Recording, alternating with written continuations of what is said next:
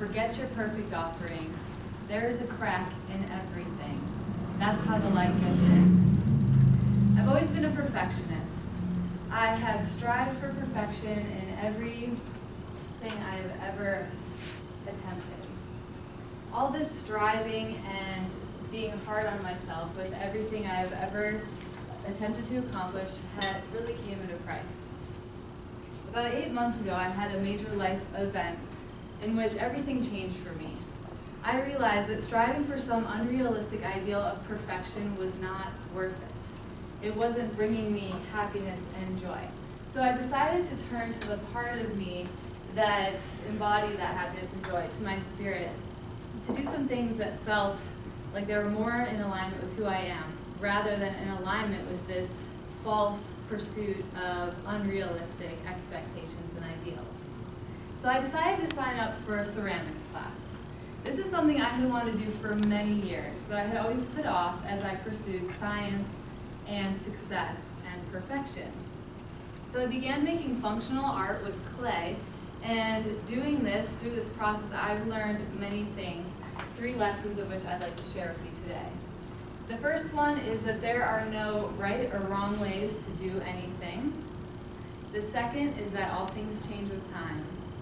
And the third is that we all have a unique beauty that the world needs. Doing ceramics has touched me a lot deeper than I ever expected when I first signed up for this class.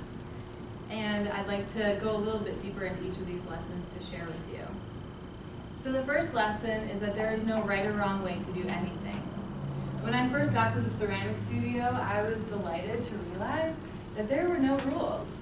I could do whatever project I wanted to. There was no time constraints. Nobody was grading my work or judging my work or being critical of the outcomes.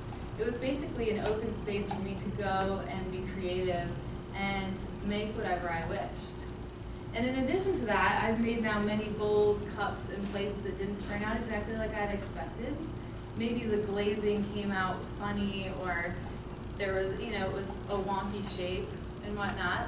And what I've come to realize is that even these pieces that weren't able to be used for their original intended use, they're still useful pieces. I now have ceramic dishes under my plants to collect water. I have a kitchen full of bowls and plates, and I have ceramic bowls, pots, and other items all throughout my house used for different purposes. The second lesson I learned is that all things change with time. When I first started doing ceramics, I was a beginner. I had taken a ceramics class when I was in high school, and that was a long time ago and for a brief period of time. So really I was starting at square one. When I first arrived in the ceramic studio, I wasn't familiar with the tools or the techniques. I didn't really know my way around. Then I realized this has been a process of patience with myself as I slowly refine my skill set and get to know the clay, get to know the tools, and am able to do more advanced projects. The third lesson that I wanted to share is that we all have a unique beauty that the world needs. I look around the ceramic studio and I see a variety of shapes, colors, sizes, and textures. There's one man who makes these amazing sculptures that are, as big as that chair, and they're very detailed and beautiful.